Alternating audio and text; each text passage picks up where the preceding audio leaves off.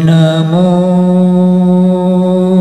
तस्से भगवतो अरहतो सम्मा संबुद्धस्से।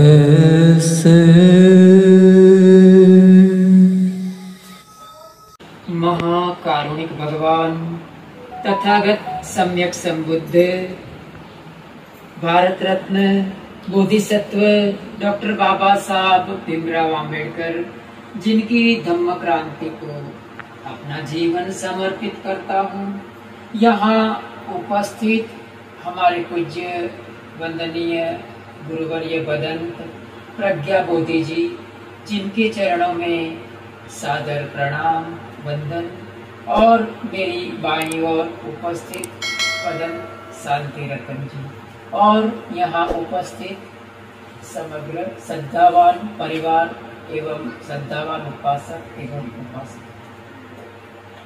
भगवान बुद्ध के शासन में बहुत सारे अग्र भिक्षु भिक्षुणियां उपासक उपासिकाएं हो गए। उनमें से कुछ लोगों के बारे में हम जानते हैं और कुछ लोगों के बारे में हम नहीं जानते। तो उनमें से एक अग्र श्राविका अग्र उपासिका हो गई, जिनका नाम था माता विशाखा। भगवान बुद्ध तथागत सम्यक संबुद्ध के शासन काल में एक महिला जिसका नाम था विशाखा करके, वो उनका जो माता का नाम था सुमना देवी, पिता का नाम था धनंजय श्रेष्ठी।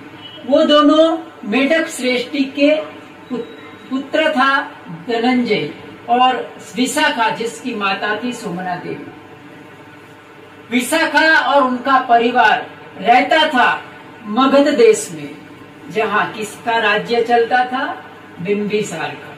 बिंबिसार के राज्य में विशाखा और उनका परिवार रहता। दूसरी तरफ एक तरफ कौशल नरेश, जिसका नाम था प्रसेनजित और बिंबिसार दोनों एक दूसरे के समधी थे, बहनोई थे। तो उसमें एक हुआ इस तरह से कि प्रसेनजित जो थे, उनके राज्य में कोई श्रेष्ठी नहीं था। श्रेष्ठी का अर्थ होता है कि बहुत धनपति। आज की दुनिया में भी श्रेष्ठी है। कौन है? अनिल अंबानी है ना। अनिल अंबानी है, उसे कहते हैं श्रेष्ठी, जो बहुत धनवान होते हैं। तो प्रसेनजित के राज्य में श्रेष्ठी नहीं थे कोई। तो प्रसेनजित अपने बहनों बिंबिसार को विनती करता है कि आप कृपा करके हमारे राज्य में किसी एक श्रेष्ठी को उधर भेजिए, धनवान श्रेष्ठी को, ताकि हमारा राज्य का जो वाणिज्य व्यवस्था है, जो व्यापार धंधा है, वो अच्छी तरह से चल सके। तो बिंबिसार कहता है कि मैं जो श्रेष्ठी है उसकी अनुमति के बगैर उसको आज्ञा नहीं दे सकता। तो प्रसेनजित है वो और बिंबिसार ये धनंजय श्रेष्ठी और सुमना देवी के परिवार को मिलते हैं और अनुमति प्राप्त करते हैं। धनंजय श्रेष्ठी और सुमना देवी और साथ साथ विशाख माता और दादा मेढक श्रेष्ठी सब मगध देश छोड़कर प्रसेनजित की नगरी कौशल देश में बसने के लिए चले जाते हैं। वहां बसने के लिए जब जाते हैं तो जो विशाखा माता थी वो शुरुआत से ही भगवान तथागत बुद्ध की तरफ बहुत ही श्रद्धावान थी। उनको भगवान बुद्ध के धम्म की प्रति बहुत श्रद्धा थी। तो विशाखा जैसे जैसे बड़ी होती है तो उनका शादी का बात चलता है। तो शादी का बात के लिए एक बिगाड़ श्रेष्ठी करके श्रावस्ती नगरी में बसता था, जिसका नाम था बिगाड़ श्रेष्ठी। वो भी श्रेष्ठी था। तो उनका एक बेटा था, उनके साथ विशाखा माता की शादी रचाने का बात चलती है। तो और उसके जो परिचारिक थे वो एक तरफ जो माता विशाखा थी वो और उनकी सहेलियां वहां से गुजर रही होती है। वे लोग माता विशाखा को देखते हैं तो उनको लगता है, उसमें एक गुण देखते हैं। क्या गुण देखते हैं? देखिए, समझने जैसे, यहाँ जितनी भी महिलाएं बैठी हैं उनको समझने जैसे। तो वो विशाखा को देखते हैं, थोड़ा थोड़ा अभी बारिश हो रहा है ना, उसी तरह से थोड़ा थोड़ा रिमझिम बारिश हो रहा था। तो वो देखते थे कि विशाखा माता थी, वो अपनी बहुत सारी सहेलियों के साथ हमारी जा रही थी। तो वो देखते हैं कि झरमर झरमर बारिश के होते ही उनके साथ जो सहेलियां थी वो दौड़कर किसी छत का सहारा ले लेती है। लेकिन जो विशाखा थी वो अपने चाल को बदलती नहीं है, वो आसानी से धीरे धीरे बहुत ही नजाकत से चलते हुए वो छत का सहारा लेती है। लोग विचार में पड़ जाते हैं और उनको सामने देखते हैं तो वो भाप लेते हैं कि ये जो लड़की है वो बराबर वैसी ही है जैसी कि उसका जो विकार श्रेष्ठी का पुत्र ने जिस तरह का वर्णन किया था, वैसी ही वो बेटी थी। तो उनको मिलते हैं विशाखा माता को और उनको प्रश्न करते हैं कि बेटी, तुमने ये सब, तुम्हारे साथ सहेलियां थी, तो ये सब तो बारिश हुआ और तुम ये सब तुम्हारे साथ जो सहेलियां थी वो तो भागकर छत का सहारा ले लिया, लेकिन तुमने तो जल्दी भागी नहीं, तुम तो बारिश से भीग गई और धीरे धीरे जाने का तुमने कोशिश की। तो वो जो लोग थे उनको समझाती है। क्या समझाती है? सुनने जैसा है। वो कहती है कि दो व्यक्तियों को कभी उतावले नहीं चलना चाहिए, जल्दबाजी नहीं करना चाहिए। एक स्त्रियों को और दूसरा भिक्षु। क्यों? वो कहती है कि भिक्षु खुला कपड़ा होता है, हमारे कपड़े टाइट नहीं होते, तो वो उसको गिर जाने का संभावना होता है। खुले कपड़े में जल्दीबाजी में कपड़ा फंस जाता है या तो गिर जाता है, पैर फिसल जाता है बारिश में तो गिर जाएगा। तो भिक्षुओं के रक्षण करने वाला कौन है? कोई नहीं है, हमारा कोई परिवार नहीं होता है, हम एक दूसरे के सहारे बनते हैं। तो वो कहती है कि भिक्षु है, उनको नजाकत से चलना चाहिए, धीरे धीरे चलना चाहिए, आसानी से चलना चाहिए, जल्दबाजी में नहीं चलना चाहिए। और दूसरा, एक जो लड़की होती है, जो कुंवारी होती है, उनको भी ऐसे नजाकत से चलना चाहिए, धीरे धीरे चलना चाहिए। क्यों? क्योंकि अगर वो जल्दबाजी में चलते हैं तो ज्यादातर जो महिलाएं होती वो खुले कपड़ा होता है तो वो गिर जाने का संभावना होता है, या तो अगर गिर जाता है पैर फिसल जाता है और हाथ पैर टूट जाता है, कुछ खामी आ जाती है शरीर में, तो फिर उसकी शादी नहीं हो पाती। शादी नहीं हो पाती है तो माता पिता के ऊपर वो बोझ बढ़ जाता। तो विशाखा की बात सुनकर जो लोग थे वो बहुत प्रभावित हो जाते हैं। वो एक तो उन्होंने देख लिया था कि ये लड़की वैसी ही है जैसी हमें चाहिए, और दूसरी बात कि वो बहुत ही बुद्धिमत्ता वाली है। तो वो उनके पिताजी, कौन थे पिताजी? धनंजय श्रेष्ठी और माता सुमना बाई को मिलते हैं और कहते हैं कि आपकी बेटी का हाथ हमारे बेटे के लिए दीजिए। राजी हो जाते। दोनों श्रेष्ठी थे, दोनों बहुत ही संस्कारी घराने से थे, तो शादी ब्याह उनका शादी रचाया जाता है विशाखा माता का, और उसको जब भी ससुराल भेजा जाता है तो उसके दादा कौन थे? कौन थे दादा? मेढक श्रेष्ठी। तो मेढक श्रेष्ठी जो विशाखा माता थी उसे 10 प्रकार का सूचना देते हैं, 10 प्रकार की उसे सलाह देते हैं कि अपने ससुराल में किस प्रकार से रहना चाहिए।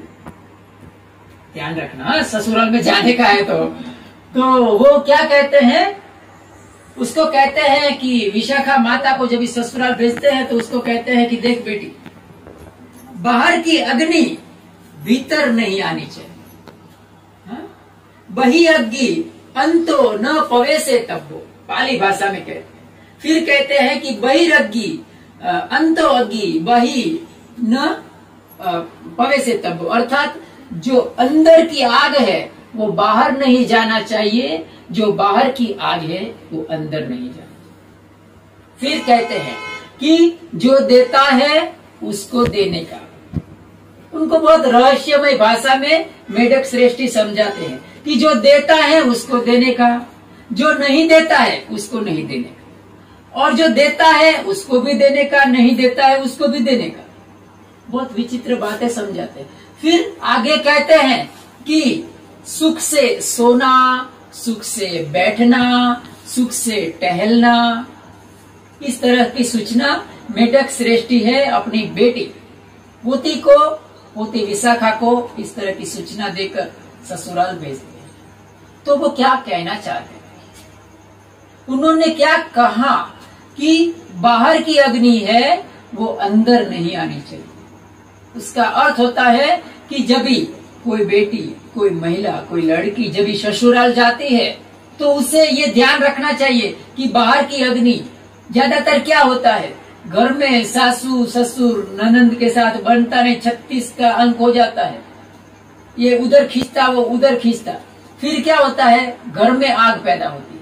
फिर उसे घर को किसे सुनाए तो बाहर जाके पड़ोसन को बोलने का कि हमारी सासू ऐसी, हमारी ननंद ऐसी है, उसका तो ये करती है वो, तो क्या करने का, जो घर की अग्नि है वो बाहर नहीं ले जाने का। उनका मेढक श्रेष्ठी का कहना था कि बाहर की अग्नि घर में नहीं लाने का। अभी जो बहू नई नई आती है तो बाहर जाती है और पड़ोस में इधर उधर जाकर उसका घर का झगड़ा सुनती है, उसके घर का झगड़ा सुनती है, सब तरह तरह की बातें सुनकर उसका सब टंटा फसाद झगड़ा, बाहर की आग है वो घर में लाती है। तो मेढक श्रेष्ठी कहते हैं कि बेटी बाहर की आग है वो बाहर ही छोड़ दो, बाहर की आग अंदर नहीं लानी, बराबर। फिर कहते हैं कि जो देता है उसको दे दो। जैसे बहू बन के जाती है महिलाएं तो क्या होता है, पड़ोसी के साथ अच्छे संबंध हो सकते हैं, बुरे भी संबंध हो, तो लेन देन का व्यवहार चलता है। तो वो कहते थे कि कोई तुम्हारे पास आए और एक बार तुम्हारे पास कुछ चीज लेकर जाए और वो वापस देता है तो उसे दे देंगे।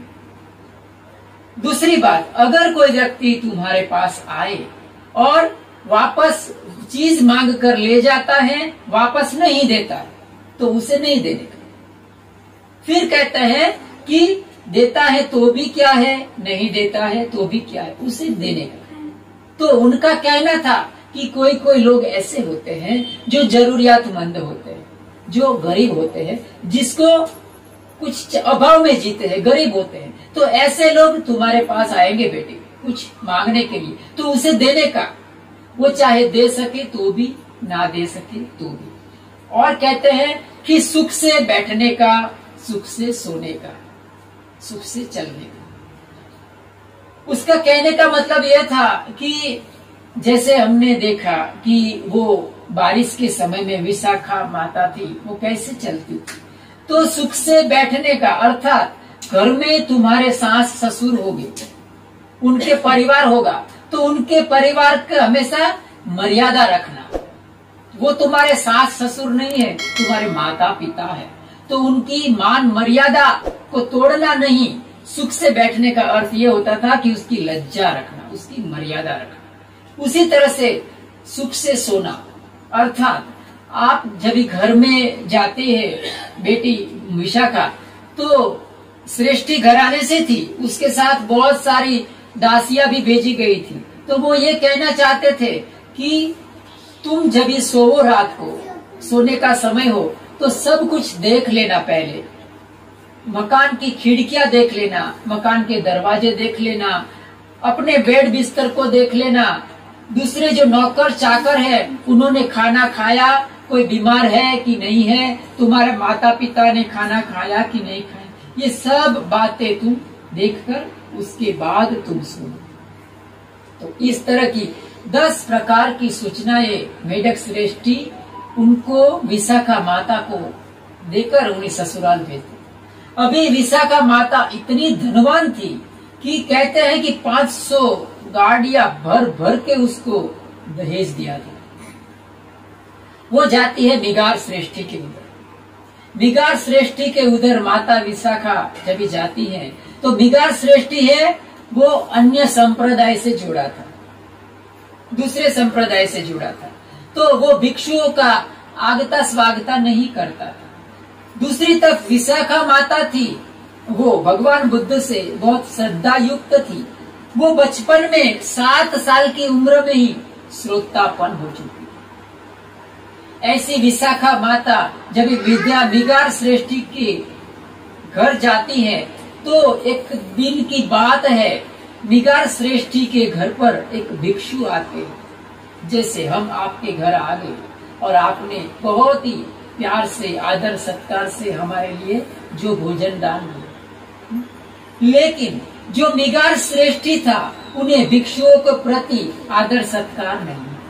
वो भगवान बुद्ध के धम्म के प्रति वो थोड़ा नाराज था।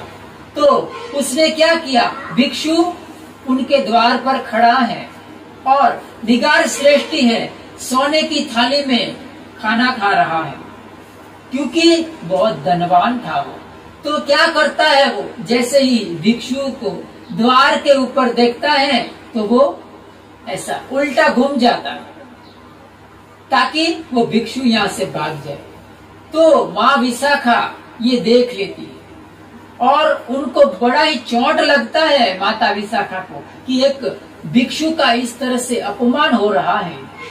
तो वो भिक्षुओं को एक बात बताती है और मिगार श्रेष्ठी को वो एक टॉन्ट मारती है।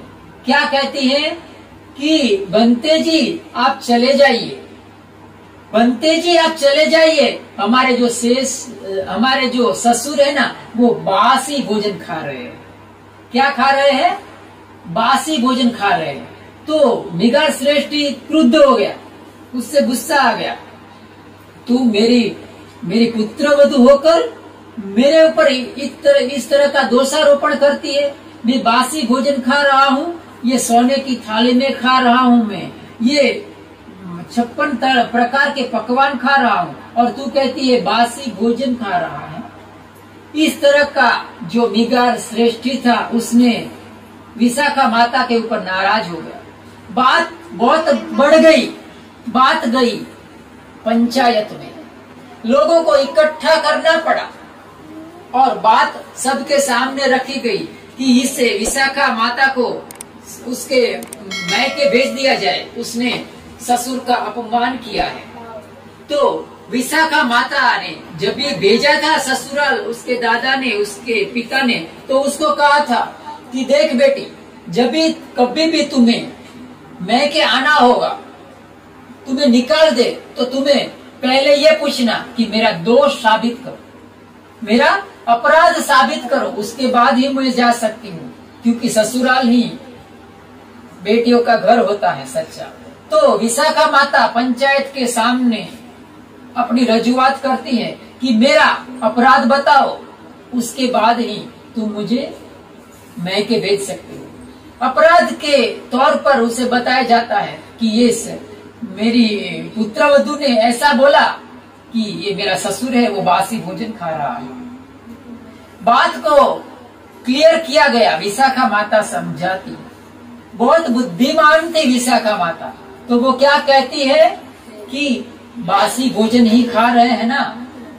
देखिए, उन्होंने कहा कि जिस पुण्य कर्म तुमने इस जन्म में तो कमाए नहीं है, आपने हमें यहाँ भोजन दान के लिए बुलाया, आप और भी भिक्षुओं को भोजन दान देते होंगे, तो ये आपका पुण्य कर्म है, वो बासी नहीं है, ये ताजा है। क्यों?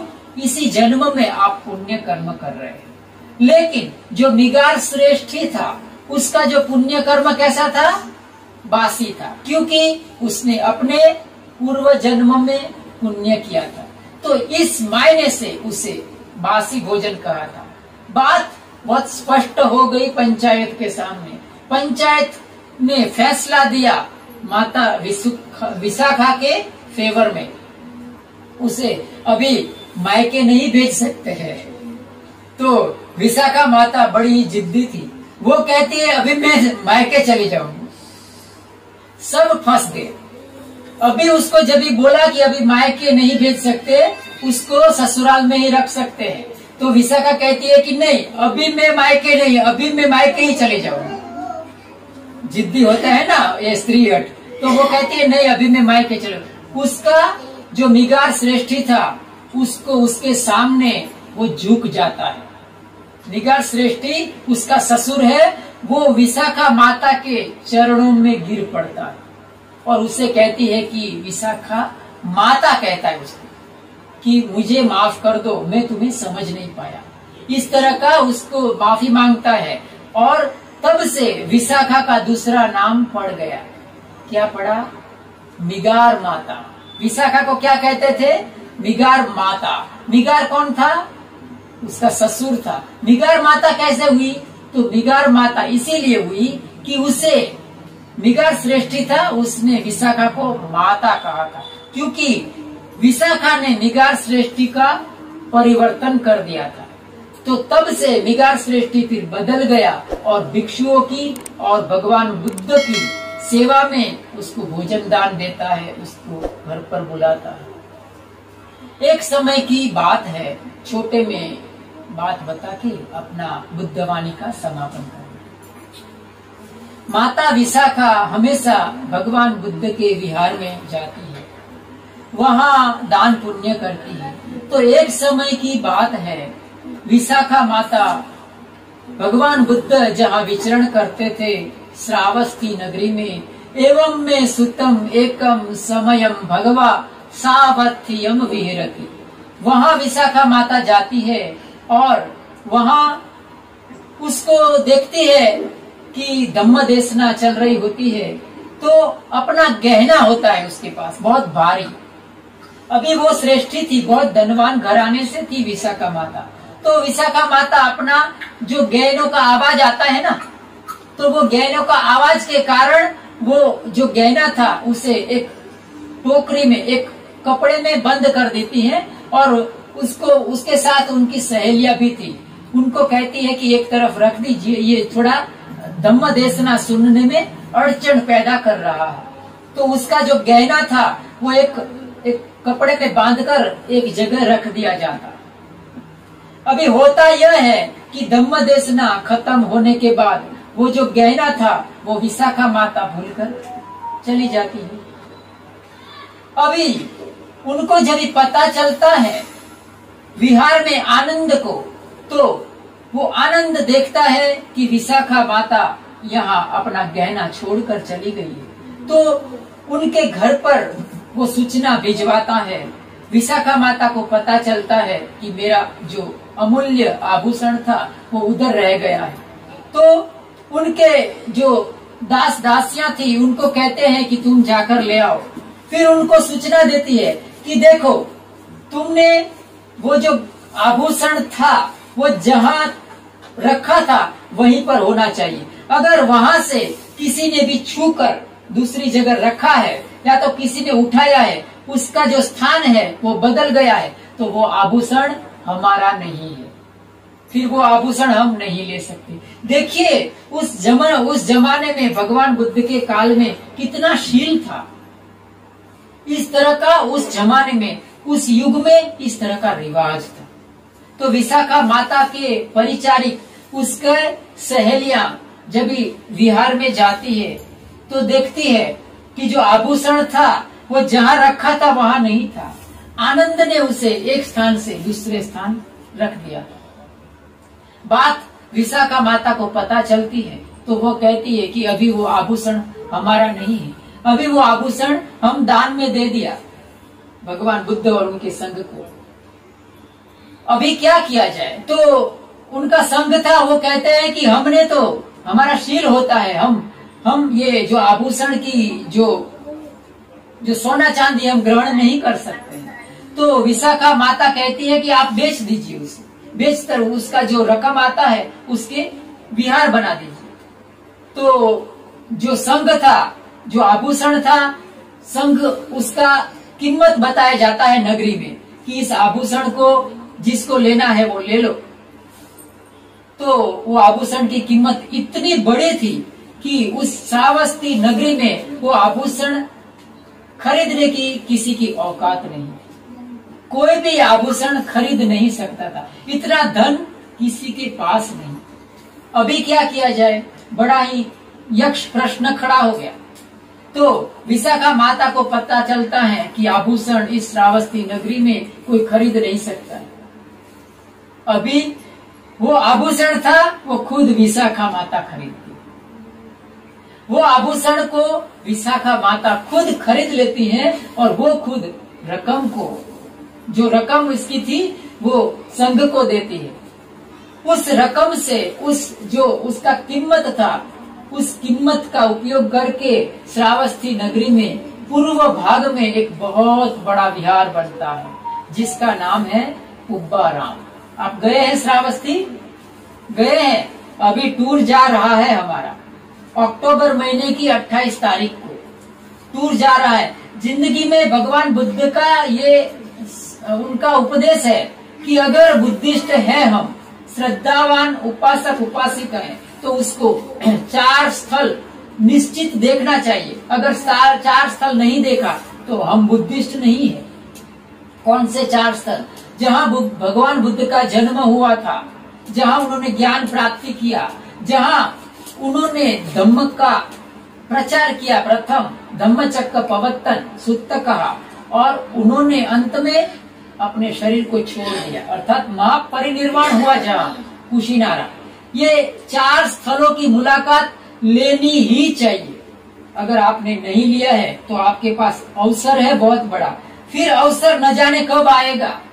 अवसर हमेशा बार बार नहीं आता है। हमारी उम्र है वो दिन ब दिन कटती जा रही है, तो हमारे सामने बहुत बड़ा अवसर है। हमारे पूज्य गुरुवर्य भदंत यहाँ से औरंगाबाद से टूर निकालते हैं और उस टूर में पूरा जितने भी बुद्धिस्ट स्थल है उसकी मुलाकात लेते हैं। तो ये अच्छा एक मौका है, तो आपको वो विहार देखने को मिलेगा जो विशाखा माता ने बनाया था। कौन सा विहार? पुब्बाराम। वो पुब्बाराम विहार बनता है जहाँ भगवान बुद्ध ने कई वर्षावास बिताया। फिर अंत में एक समय की बात है, छोटे से बोल के मैं अपना धम्म वक्तव्य खत्म करूंगा। विशाखा माता एक समय की बात है कि बड़ा ही गीला सर लिए हुए, गीला सर था, कपड़े भी गीले थे विशाखा माता का, और वो धम्म देशना सुनने के लिए भगवान बुद्ध के पास जाती है। भगवान बुद्ध उनको कहते हैं कि विशाखे आज इतना गीला सर और गीला कपड़ा लिए कैसे आना हुआ? तो माता विशाखा कहती है कि भगवान हमारे फलाना पोता मर गया है। आप जानकर हैरान होगे, आप मानेंगे भी नहीं। जो विशाखा माता थी, जब भी वो मरी, जब भी उनका देहांत हुआ, तो 120 साल की उसकी आयुष्य था और उसका शरीर, उसकी काया ऊंची थी। उसके शरीर में ऐसा कहता है कि 10 हाथियों का बल था। वो विशाखा माता जब भी उनका देहांत हुआ तो उसके संतान के संतान कितने थे मालूम है? 84,000। 84,000 उसके पोते, उसके संतान, उसके पोते, उसके संतान, इतना बड़ा था। तो भगवान बुद्ध, अभी ये हमारा नाम क्या था? भगवान, ये उनका देहांत हो गया। उनका अनुसंधान में भी आप समझ सकते हैं कि विशाखा माता कहती है कि हमारे फलाने पोता मर गया है भगवान।